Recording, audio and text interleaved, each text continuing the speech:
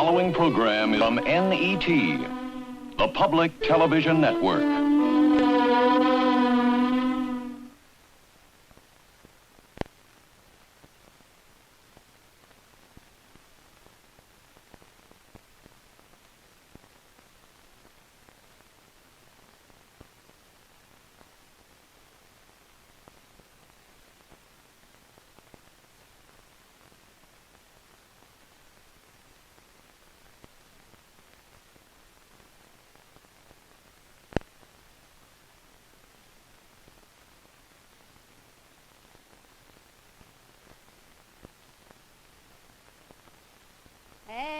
Appalachia, sweet the sound that falls upon the ear. All those who love Kentucky soil and holds that state so dear. It's people working far away, and those who love to roam are homesick for Appalachia, Kentucky, home, sweet home. I think one of the beautiful things I've ever saw is in the fall of the year when I look on the technique of the mountains and see the beauty of all of the different colors of the trees. And I'm riding along with people, I say, look yonder. Yonder's the most beautiful scene that I've ever saw. I see the technicolor of the mountains. We wonder how long it'll last. We wonder how long we can hold our peace.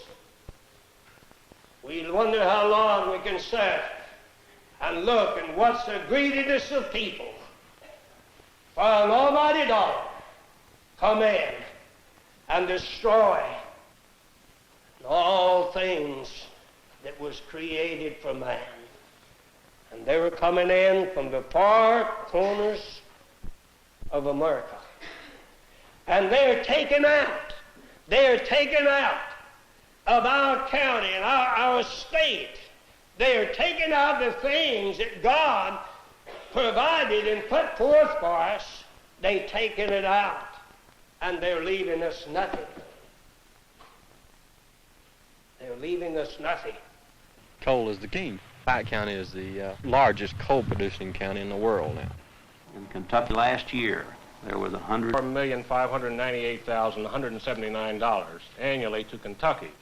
That's the only thing we have, and if the outsiders would leave us alone, we're not having any trouble with the people here.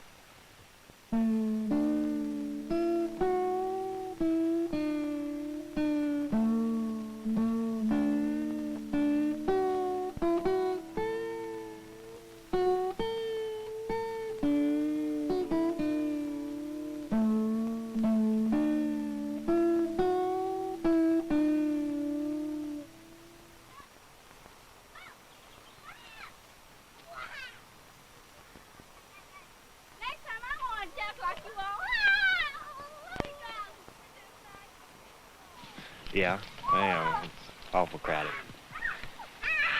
Oh, well, I couldn't have lived here if I hadn't have sold my electric stove and television things. I just wouldn't have had no room for it. What did you get for what you sold? I sold the electric stove for $25 and sold the TV and the antenna and the wire was with it. I guess it's 200 foot of wire for $20. I let my bookcase go for $10, shotgun for $10. Practically give it away. How long is it? You still have some of that money left? No. No, I paid. Okay, I paid 16. This is Frank Collins. He's 38, lived in the mountains all his life. He has 3 children and a sick and pregnant wife. He doesn't have a job. And the bookcase, I sold it. Bought a bite to eat with it. Took the woman over to the hospital for checkup. And nothing left out of it. An electric stove for $25 got out of it. I bought gas and moved up here, most of it. Bought a little grub too. There was nothing left out of it. I don't know what I'll do now till the first of the month till I get my stamps. After I get hit, why, carry me through for a while. He worked the mines until they mechanized.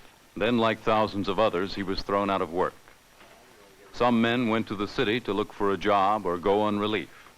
And since 1950, the region's population has decreased by 350,000.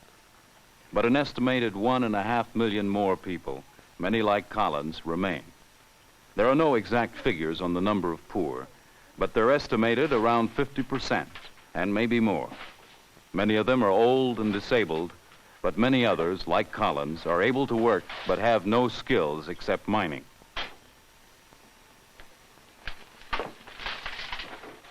I live better then than I do now. See, rent $15. Uh-huh. I haven't lived in a big 6-room house down then. Income tax $270, Social Security $588, $558, lights $8. The store $122.70. I made $154 and broke even with them. Now, you broke even? Yeah, never got a dime. You, Just paid my debt. But I have made good money down there at hot spot then. now it's all mechanized, though. Yeah, it's all gone. Why is it gone? And it takes everything you make to live. And your clothes are young, and your wife's sick. And I didn't have no hospital card then. Just what I could rake and scrape. She was down 3 months down there, and her father had to take her to the hospital once. I didn't have the money to take her. Could you work in the mines now and make any money? Live at it, but I couldn't save nothing. But you couldn't get paid like you used to, I guess. No. After you get a job in a big machine mine, like Scotia down here or something, where you have experience then, you can make good money. I think they pay somewhere from $25 up to $30 a shift. All depends on the job you're doing. That continuous miner, I think it pays $30. I don't. Shell car runs from about 25, something like that. That's pretty hard to get into, though. Yeah, it is. Actually, you can't hardly do it unless you're experienced and somebody knows you. About the only way. Well, it looks like there's nothing here no way for nobody. Starvation's all. And you can't find work. Now, that's out. It sure is. We've just lived this best way we can since August.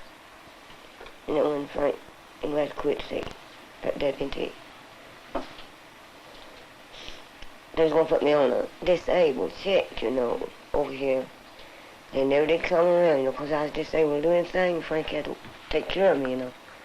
Never did come around, so we just let it go. Yeah, I think we've done pretty good, though. Yeah, in a way we have. Hey, Dad. And then...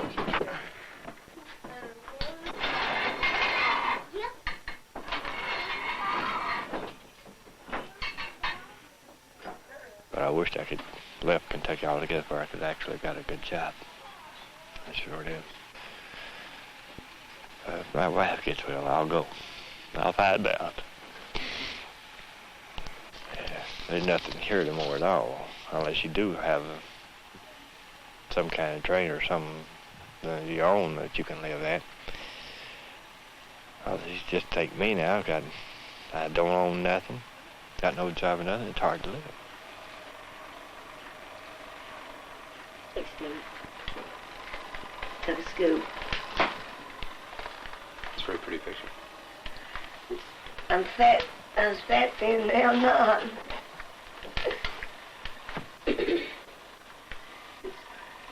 What'd you do when you got out of school? I just stayed home work.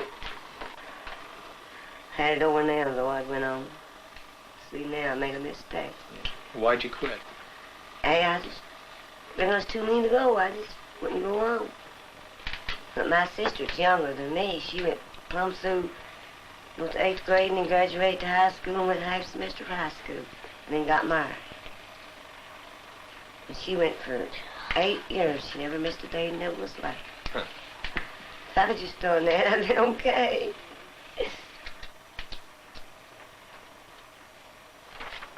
I went 300 hours to one place, got one of these, and 300 to another and got one. That's great. And I started in high school over here and went 2 nights on the W&T program and quit and went to vocational school. I guess it would have been a whole lot different if you'd had all that schooling before. Yeah, it would have made a lot of difference. How's that? Well, I'd never been here to start with. I'd probably been somewhere working if I had all this when I first got out of school. But after you're out of school, why you forget a lot of it. Here's an old picture, me and my daddy. The picture that was took off of me. Where was he buried? Up on the hill out Mama's. Up at his place. Was he born around here? At Ermine, Christ Colley. So he lived in the mountains all his life. Yeah, all his life. Did he like them? Yeah, buddy. What did he do? Well, he worked in the mines, you know, and he got disabled. And here's some more of the pictures. See, that's the smallest. Here's Emery when he was in the second grade. Here he is in the first grade. Yeah. And there's Esther. And there she is again. There's that little one of color. Yeah. Just I had one black and white and then that in the color. Keep him in the Bible, huh? Yeah. See, nobody don't ever mess with the Bible now, and that's the reason I keep anything. And that's Leonard. See, them's two alike. There's Emery. Looks like he's fat or something. Yeah, where's Esther's at? Right here.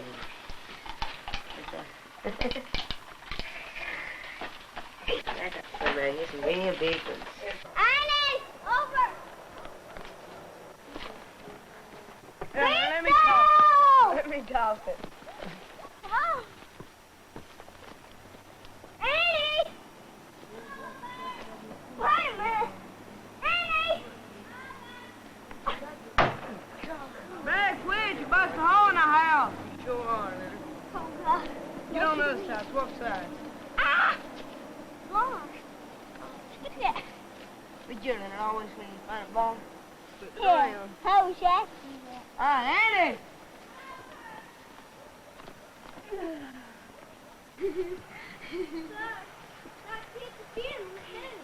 You like got three of them. Go on, Leonard.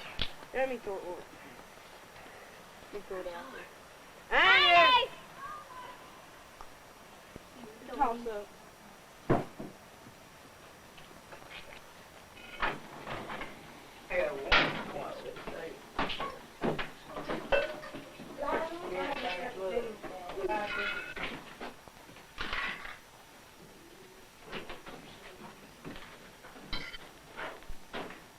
There are some jobs available, mostly in the mines, but they require skills which men like Collins do not have. Until recently, there were few effective programs to train them and little attempt to bring new industry in. Instead, there have been government work programs, medical cards, and food stamps. A gigantic welfare state has emerged, which has destroyed pride and initiative and made people dependent on the system. Collins borrows $2.50 to buy $60 worth of stamps on the first of each month. The food lasts him less than 3 weeks.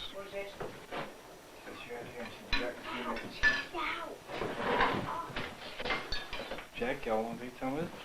No, thank you, Frank. I'll wait a bit.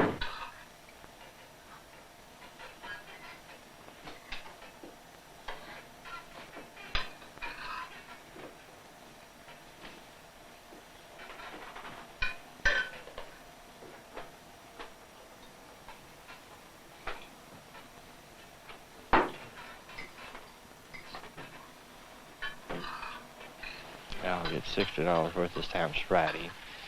And it had to do me all the month of December for 5 of us.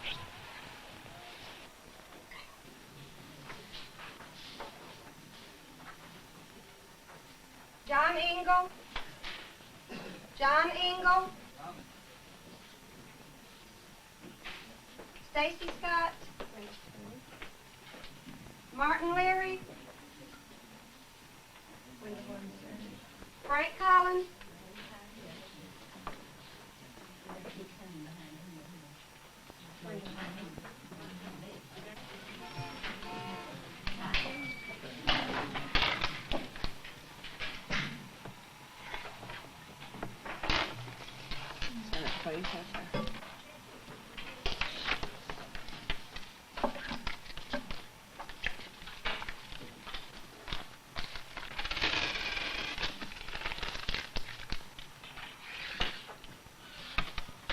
$20.40. 50, 53, 56, 58, and 260. Thank you. Just how they can't eat actually what they should have. You go to buy meat for $60. Well, you can get some, but you can't get what the young needs. Milk is over $1 a gallon. You take 3 growing young'uns, how long is a gallon milk going to do them? Just a mess or two. Well, they can't have what they need. Maybe I get them 2 or 3 gallons. And time I buy the rest of the groceries, meal, flour, stuff like that, lard, cream. There ain't nothing left to buy meat and stuff like that. The eggs, well, you can buy them cheap, but they don't last long, and you can't keep them. If they don't use it that day, well, I just throw it out because I can't run the refrigerator. I've got a good one, but I can't run it. Makes a big difference. It's just a bad situation anywhere you go.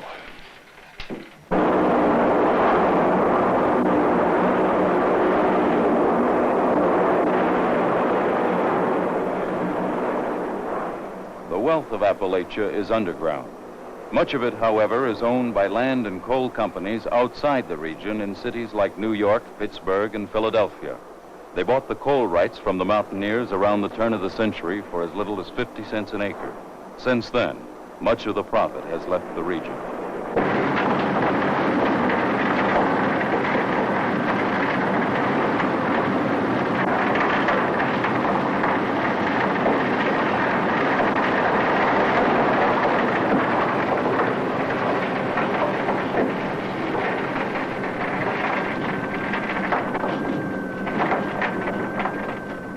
Today, machines do most of the work and relatively few men are employed in the mines. Years ago, there were thousands of miners. They lived in company towns with company stores. They risked their lives daily. And until they organized in the 30s, they worked 12 hours a day and more for very little pay. And when the mines closed down during the Depression and again in the 50s, often it was without warning, and many people were left with nothing but their dreams. I can remember the old days when, after the First World War, maybe it was in the 20s, that this whole place here, they'd take, for instance, the coke ovens would burn all night, and they had theaters going. And when I was young, we'd come over here sometimes, I'd have a date. We'd come over here and go to the movies. One time, I remember, in particular, the Trail of Lonesome Pine. We saw the first showing over here. And just the whole place just all lit up, and theaters and old commissariats and the coke ovens going, and they'd go on all night. Hager was a good booming place at that time. It had a big garage over there and a filling station, and all these stores was filled up with everything in them to buy. And the post office was there, and this was a big commissary up to Allegheny with everything in the world in it to eat. And it was just a real wonderful place to live in. And everybody enjoyed it.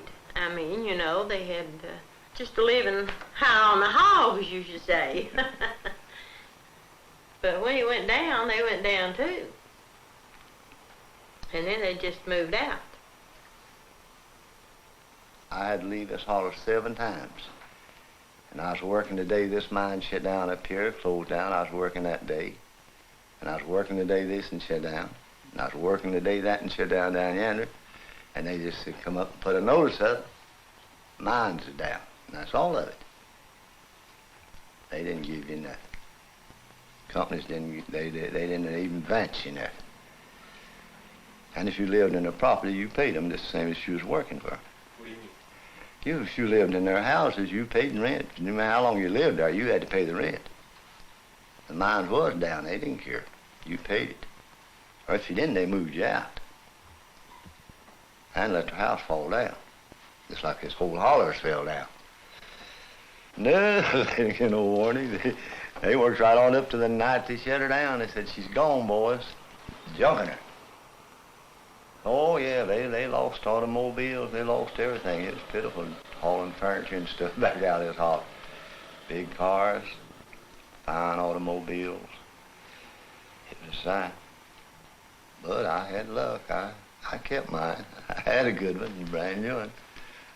And a lot of their houses, what houses they owned, they sold them, tore them down. Sold it out, junked. They didn't care nothing about nobody.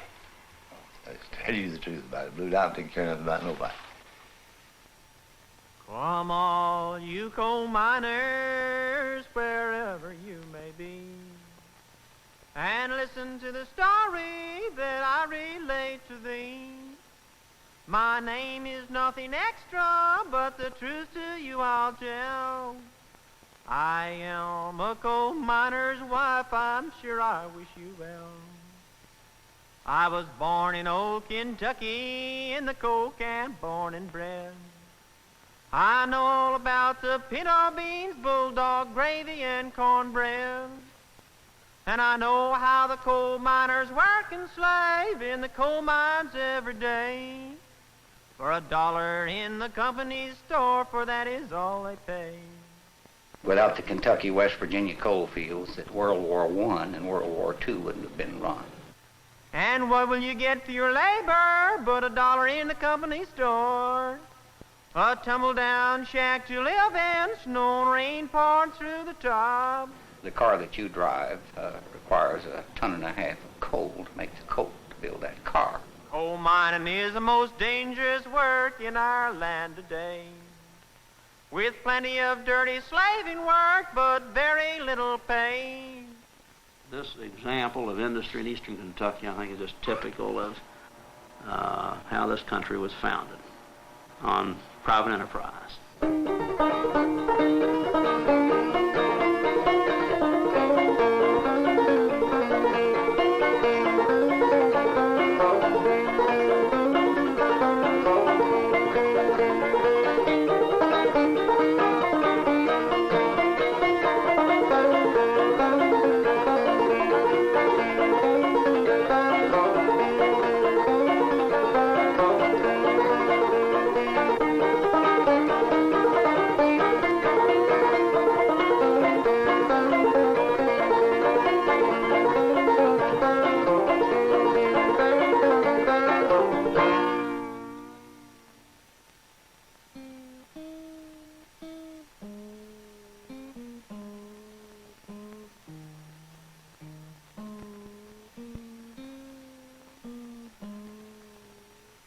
For over half a century, Central Appalachian coal has supported American industry. 1966 alone, almost $900 million worth of coal was extracted. But the wealth underground is rarely reflected above ground. Illiteracy is high. Many people don't have enough food, and vitamin deficiencies are still common. The streams are polluted, the countryside littered with refuse, the mountains being torn up by strip miners. The companies do contribute income in the form of workers' salaries, and some companies are active in civic activities. But by and large, the coal benefits only a few, those that still work in the mines and those that service them. We're a subsidiary of Bethlehem Steel, and we operate 3 coal mines and preparation plants. Last year we produced 2.25 million tons of coal used to make coke, to make steel. And right here in our town alone, the last year and a half has been about 25 to 30 new homes. David Zagier is superintendent of mines for Beth Elkhorn, a subsidiary of Bethlehem Steel. We, as a company, provide employment for these people who make $7,000 to $8,000 a year. There's a lot of opportunities here for people. The living environment, conditions is great. We're tickled to death that we had a chance to raise our kids in a town like this, where everybody knows everybody, and it's just a nice, friendly atmosphere, and the opportunities in mining are great. We have a very low turnover of people, which to me is an indicator that people that work here are happy in what they're doing and the environment under which they live. Independent coal companies, as well as some of America's largest corporations, like Bethlehem, U.S., and Republic Steel, take millions of dollars of coal annually from Appalachian counties. Yet those same counties have little money for public services, like schools, roads, recreational or health facilities. Some of them cannot meet even 10% of their school budgets. Appalachian legislatures have kept property taxes low compared to other states, and elected county tax assessors aren't given the money with which to do an adequate job of assessment. We don't make any surveys. We don't have any mapping system at all. And the Revenue Department doesn't furnish any technical advice or aid or any way in the... Delmar Drawn, county tax assessor, not County Kentucky. So we just have to rely on the companies to give us an honest list. And in most cases, they are pretty accurate. If you can't survey the land, how can you trust that the companies are giving you a fair assessment? Well, we just have to trust them. We just have to take their word. They have a mapping system, and they'll bring their maps in and present them to us, county tax commissioners. We don't know very much about them after we look at them, but they sort of convince us anyhow. Have you ever tried to raise the assessments on them? Oh yes, I raise their assessment pretty often.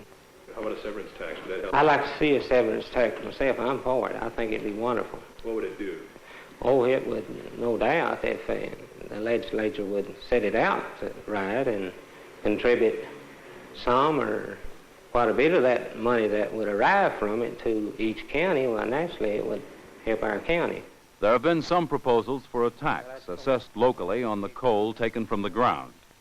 5 cents a ton would bring in almost $10 million a year to those counties. The companies have opposed it. They say they cannot afford that much tax, that it would put them at a disadvantage with other fuels. It's been proposed, hasn't it? Well, it's been proposed just recently in the state legislature, but seemingly it's unpopular, maybe, I guess, with the coal operators. Naturally, they may not want to pay the taxes, and you know, these big companies that have a lot of wealth in your county, and they employ a lot of men, or not very many now, but they keep a lot of money here and put a lot of money in circulation, and naturally your representatives have inclination to sort of go along with them, you know, and try to please them. And there's not too many people, individuals, think too much about it and realize it just what it would mean to the economy of the county and how much relief it would give all of those people as far as taxes if these companies were paying their share. Not paying enough. Well, who's to be the judge? We're paying what we're required to pay by law, and in fact, we even pay more. David Zagier, Beth Elkhorn. We pay 20% of the taxes in this county alone, and yet we only own 2% of the mineral. So how about the other 98%? What's the mineral worth? Nothing unless you can get it out and make a profit on it. If you can't make a profit on it of a penny or more, you just will leave it in the ground. It's not worth anything to you. There's a lot of good points for public debate there, but I don't think our time is can let us get into all the aspects of the economics of the coal industry. What do you mean, Mr. Gary? Without coal, you would have very little, if anything, in our area. The area is depending upon coal. I think this area should be very happy that corporations such as ours and U.S. Steel and others are here. They're good companies. They're honorable companies. If we are wrong in mining coal in eastern Kentucky, and if we are wrong in what is going on in the Appalachian area as far as industry is concerned, then I think this whole country is based on the wrong philosophy. To do it any other way, you're just talking about socialism. So if what we're doing is wrong, then this whole country is wrong.